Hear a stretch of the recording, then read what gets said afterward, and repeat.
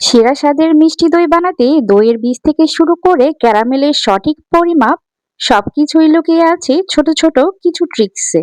আজকের ভিডিওতে আমি সেই রহস্যগুলোই ফাঁস করতে যাচ্ছি। একবার এভাবে বানিয়ে দেখুন, গ্যারান্টি দিচ্ছি এরপর থেকে বাজার থেকে আর দই কিনে খেতে হবে না। চলুন শুরু করা যাক। মিষ্টি দই তৈরির জন্য আমাদের প্রথমে লাগবে দুধ। মিষ্টি দই তৈরিতে ফুল ক্রিম তরল দুধটা নেওয়ার চেষ্টা করবেন। এখানে আমি গরুর দুধ নিয়েছি 4 কাপ। দুধটা জাল করে বলক উঠিয়ে নিচ্ছি। মিষ্টি দই তৈরিতে বা যে কোনো দই তৈরিতে জাল দেওয়ার সময় অনবরত নাড়তে হয়, নয়তো সর পড়ে যায়, আর সর পড়ে গেলে দুধটা পাতলা হয়ে যায়। এজন্যই অনবরত নাড়তে হবে দুধটা জাল করার সময়। দুধে বলক চলে এসেছে, আমি চুলার ফ্লেমটা আরেকটু কমিয়ে দিয়েছি আর অনবরত নেড়ে চেড়ে এটা 4 কাপ দুধকে আমি 3 কাপ করে নেব, একটু ঘন করে নেব। এই দুধটা জাল হয়ে গেছে, চুলার জালটা বন্ধ করে দিয়েছি।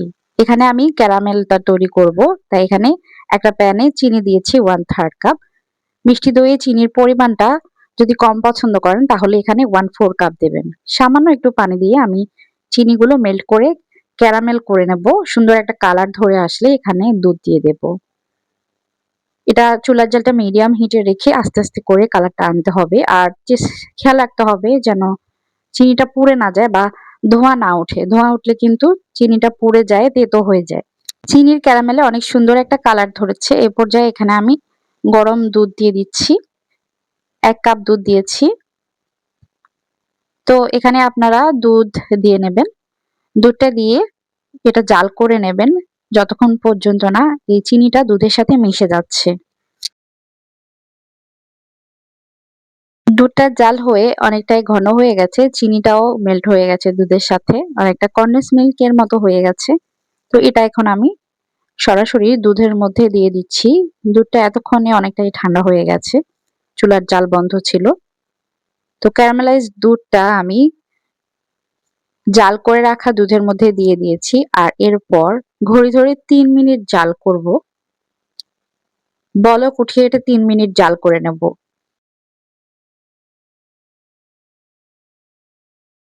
ক্যারামেলাইজড দুধটা দুধের সাথে খুব ভালো করে মিশে গেছে। এখন আমি চুলার জালটা বন্ধ করে দিচ্ছি, আর বন্ধ করে এটা কিছুটা ঠান্ডা করে নিচ্ছি। এই দিক থেকে আমি 1 কাপ মিষ্টি দই পানি ঝরতে দিয়ে দিয়েছিলাম একটা কাপড়ের মাঝে। পানি ঝরে এটা অনেকটাই স্মুথ হয়ে গেছে। তো এটা আমি এখন নিয়ে নেব একটা বাটিতে, আর নিয়ে খুব ভালো করে এটা হুইস্ক করে নেব। এটাকে হাং কার্ড বলা হয়। বলে নিয়ে নিচ্ছি, আর এখন হুইস্কের সাহায্যে খুব ভালো করে এটা কিছুক্ষণ হুইস্ক করে নিচ্ছি। এতে করে অনেক ক্রিমি হয়ে যাবে এটা।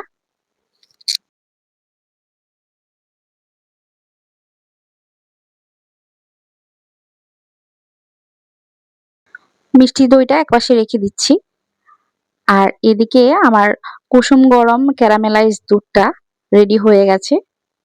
একটু হুইস্ক করে নিব, এতে করে ওপরে বা চারপাশে একটু বুদবুদ সৃষ্টি হবে, আর যেটা দেখতে সুন্দর লাগে।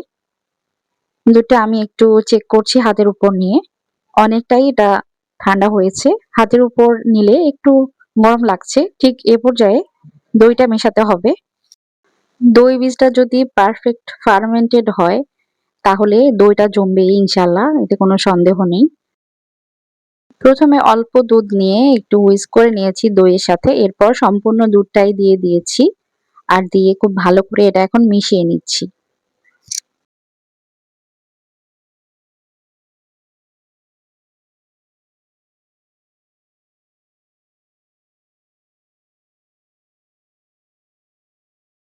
খুব ভালো করে একটু হুইস্ক করে নিয়েছি, আর এখন আমি মাটির পাত্রে নিয়ে নিচ্ছি। তবে আপনারা যে কোনো পাত্রে এটা তৈরি করতে পারবেন, যে কোনো পাত্রেই এটা পারফেক্ট ভাবে দই জমবে।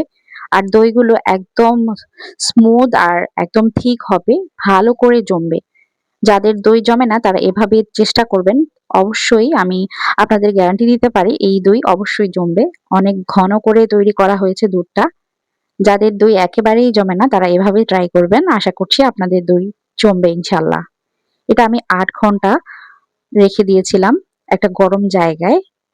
তো আমার আরো কিছু দুধ অবশিষ্ট রয়ে গেছে, সেটা আরেকটা বাটিতে নিয়ে নিচ্ছি। দইটা জমতে দেওয়ার পর কিন্তু নাড়াচাড়া করা যায় না। ৬ থেকে ৮ ঘন্টা এটা সময় দিতে হয়। নাড়াচাড়া করলে দইটা জমতে চায় না, অনেকটা পাতলা লিকুইডই হয়। এই যে দেখেন, ৮ ঘন্টা পর আমি ফিরে এসেছি। আর দেখেন দইগুলো কতটা ভালোভাবে জমেছে। এগুলো যদি উপর থেকে আছাড়ও মারেন, আমার মনে হয় এগুলো পড়বে না। তৈরি হয়ে গেল আমাদের অথেন্টিক এবং ট্রেডিশনাল মিষ্টি দই। এই রেসিপিতে একবার ট্রাই করবেন, আশা করছি আপনারা বারবার তৈরি করবেন।